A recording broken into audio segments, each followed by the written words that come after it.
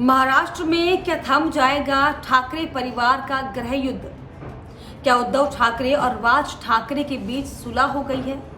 क्या अब इस सुलह से बीजेपी की मुश्किलें महाराष्ट्र में बढ़ने जा रही हैं? नमस्कार, स्वागत है आपका। इंडिया 27 देख रहे हैं आप और मैं हूं आपके साथ लता। महाराष्ट्र में विधानसभा चुनाव की तारीखों के ऐलान के बाद से हालांकि महाविकास आघाड़ी से लेकर महायुति और अन्य पार्टियां यानी कि एमएनएस से लेकर तमाम पार्टियां जो हैं एड़ी चोटी का जोर लगा रही कि किसी भी तरीके से चुनाव में जीत हासिल की जाए। लेकिन इस समय जो राजनीतिक गलियारों में सियासी सरगर्मी है वो ये कि क्या दो बड़े राजनीतिक परिवारों के जो गृह कलेश थे वो खत्म होने जा रहे हैं? क्या जो आपसी कलह था ठाकरे परिवार का उसमें अब सुलह हो चुका है क्या? जिसकी पहल उद्धव ठाकरे की तरफ से क्या कर दी गई है? अब दरअसल आप ये सोच रहे होंगे कि आखिर ये कैसे संभव है कि जो सदियों पुरानी लड़ाई वर्चस्व की ठाकरे परिवार के बीच चली आ रही थी, क्या ये अब इस चुनाव के पहले खत्म हो सकती है? दरअसल ऐसा हम इसीलिए कह रहे हैं क्योंकि जिस तरीके से अब उद्धव ठाकरे का जो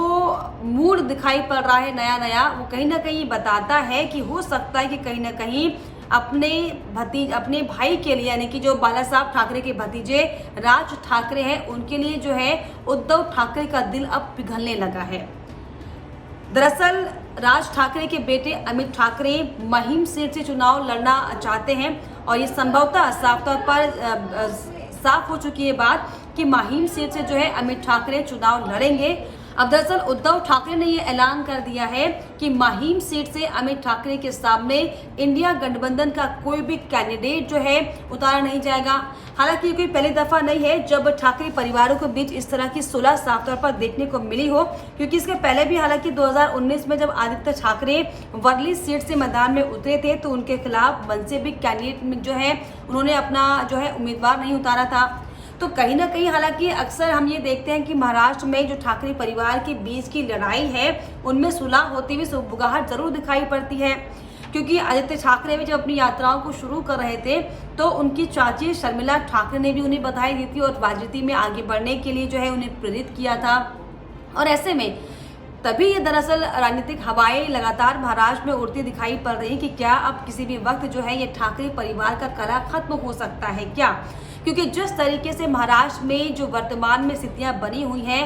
महाविकास आघाड़ी से लेकर जो महायुति आपस में जो है फुल कॉन्फिडेंस में दिखाई पड़ रही है कि राजनीतिक किस तरीके से जो है जीत हासिल की जाए। हालांकि अगर महाराष्ट्र में हम राजनीति की बात कर ले तो किस तरीके से चाहे महाविकास आघाड़ी हो चाहे महायुति हो, किस तरीके से अब असली शिवसेना और असली एनसीपी के अखाड़े में खड़ा हुआ है। हालांकि सुगबुगाहट हालांकि महाराष्ट्र में चल ही रही है, लेकिन अब जो है इस सुगबुगाहट से कहीं ना कहीं बीजेपी की जो है घबराहट साफ तौर पर बढ़ती हुई दिखाई पड़ रही है। हालांकि बीजेपी की तरफ से 260 सीटों पर जो है सीटों पर सहमति बन चुकी है, जिसमें 142 सीटों पर जो है बीजेपी चुनाव लड़ने जा रही है। एकनाथ शिंदे की शिवसेना 66 सीटों पर, अजित पवार की एनसीपी 52 सीटों पर तय हो चुकी है। हालांकि बची हुई 28 सीटों पर दावे प्रतिदावे का ये जो है मामला चल रहा है। लेकिन क्योंकि जिस तरीके से बीजेपी चाहती है कि वो कम से कम 160 सीटों पर चुनाव लड़े और जिस तरीके से शिंदे गुट और एनसीपी गुट की तरफ से सीटों को लेकर मांग हो रही है और जिस तरीके से उद्धव ठाकरे जो नरम रुख अख्तियार करते हुए एमएनएस के प्रति दिखाई पड़ रहे हैं, क्या कहीं ना कहीं ये बीजेपी का बड़ा जो है गेम बिगाड़ सकते हैं? ये दरअसल अब महाराष्ट्र की सरगर्मियां जो है महाराष्ट्र में बढ़ने लगी हैं, क्योंकि अगर हम देखें जो पिछला इतिहास बाला साहब ठाकरे के जमाने का था, क्योंकि जिस तरीके से अगर हम महाराष्ट्र में ठाकरे परिवार का और ठाकरे वर्चस्व की बात करें तो ये किसी से भी नहीं छुपा है कि कैसे बाला साहब ठाकरे की वजह से ही जो है कभी बीजेपी जो है महाराष्ट्र में राज किया करती थी। हालांकि इसकी एक वजह ये भी मानी जा रही है कि क्योंकि जिस तरीके से 2019 के चुनाव में जब वर्ली सीट से आदित्य ठाकरे चुनावी मैदान में उतरे थे तो उनके सामने मनसे ने भी कोई कैंडिडेट नहीं उतारा था। क्या इसके लिहाज से जो है उद्धव ठाकरे के सुर बदले हुए दिखाई पड़ रहे हैं? ठाकरे परिवार को मानने वाले लोग आप सोचिए इतनी तादाद में थे कि ठाकरे परिवार के प्रभाव से ही जो बीजेपी को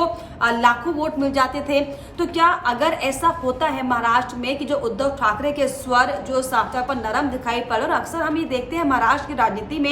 एमएनएस यानी कि जो राज ठाकरे हैं कहीं ना कहीं जो है अपने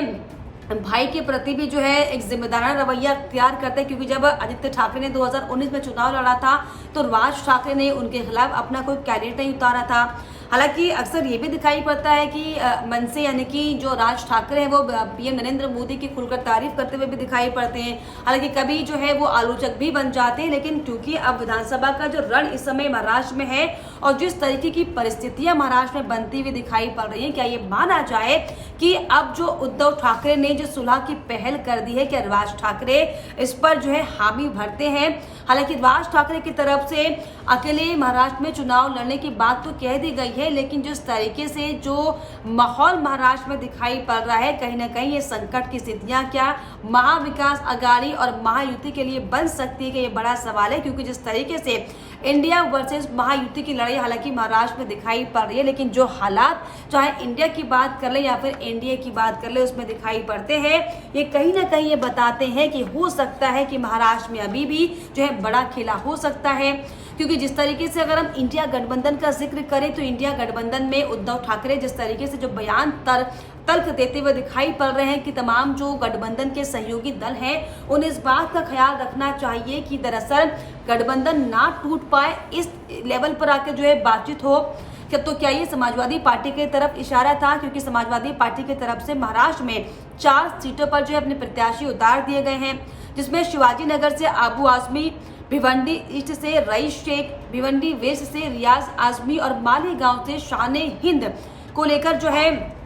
समाजवादी पार्टी की तरफ से अपने प्रत्याशियों का ऐलान कर दिया गया है। तो वही कांग्रेस की अगर हम बात कर ले तो कांग्रेस की तरफ से भी जो है फुल प्रूफ जो है अपनी अपनी सीटों की मांग और दावेदारी हो रही है। और वहीं जिस तरीके से एनडीए गठबंधन का अगर हम जिक्र करें तो वहां पर भी जिस तरीके से चाहे शिंदे गुट की बात हो जाए या फिर अजीत पवार के गुट की बात कर ले तो वो भी जो पूरी कोशिश कर रहे हैं कि उनके चेहरों को, उनके समर्थन के नेताओं को जो है टिकट मिल पाए। तो ऐसे में इसीलिए दरअसल ये बड़ा सवाल खड़ा हो रहा है कि क्या ये जो माथापच्ची का दौर इंडिया के लिए, एनडीए के लिए हो रहा है। ऐसे में क्योंकि मन से साफ तौर पर अक्सर दिखाई पड़ती है कि नरेंद्र मोदी की खुलकर तारीफ जरूर की हो, लेकिन जिस एनडीए खेमे में खुद ही सीटों के बंटवारे को लेकर अगर मंथन चल रहा हो तो क्या ये बाजी पलटने के लिए ऐसा हो सकता है कि क्या उद्धव ठाकरे और राज ठाकरे अपनी जो पुरानी मनमुटाव की स्थितियां हैं उन्हें भूलकर महाराष्ट्र में क्या एक साथ आ जाएं? और जिस तरीके से ये जो जिक्र महाराष्ट्र में अभी फिलहाल हो रहा है और जो राज ठाकरे इस बात पर चुप्पी साधे बैठे हैं, तो क्या ये कहीं ना कहीं इस बात पर दम भरती है कि महाराष्ट्र में जो है ठाकरे परिवार में जो है सुलह होने जा रही है? क्या जो विरासत को लेकर संघर्ष लंबे समय से चल रहा था क्या वो खत्म होने जा रहा है? क्या ठाकरे बंधु के बीच में जो दीवार थी वो अब टूटती हुई दिखाई पड़ रही है? ऐसे में क्या आपको लगता है? हमें अपने कमेंट बॉक्स में राय जरूर दीजिए। महाराष्ट्र में जो घटनाक्रम लगातार बना हुआ है और इस घटनाक्रम के बीच में जिस तरीके से उद्धव ठाकरे की जो नरमी दिखाई पड़ रही है एमएनएस के लिए, अमित ठाकरे के लिए, इसको आप लेकर आप क्या सोचते हैं हमें कमेंट बॉक्स में जरूर लिखिएगा। इसके अलावा हमारे चैनल को लाइक, शेयर एंड सब्सक्राइब करना भी ना भूलें।